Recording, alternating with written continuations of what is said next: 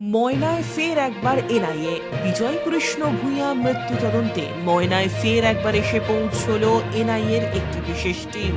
ইতিমধ্যে বিজয় কৃষ্ণ ভূমি তার বাড়িতে পৌঁছেছে ওই টিমটি। পুরো বাড়ি ঘিরে রাখা হয়েছে, বিশাল পুলিশ বাহিনী দিয়ে বাড়িটিকে ঘিরে রাখা হয়েছে। বিজয় কৃষ্ণ ভূঁইয়ার পরিবারের সাথে কথা বলছেন প্রতিনিধি দলটি। সবকিছুই অত্যন্ত গোপনীয়ভাবে করা হচ্ছে, বাড়ির আশেপাশে যেতে দেওয়া হচ্ছে না কাউকে। বিজয় কৃষ্ণ ভূঁইয়ার দেহ যে স্থানে পাওয়া গিয়েছিল সেই স্থানটিও ঘুরে দেখেন ওই প্রতিনিধি দল।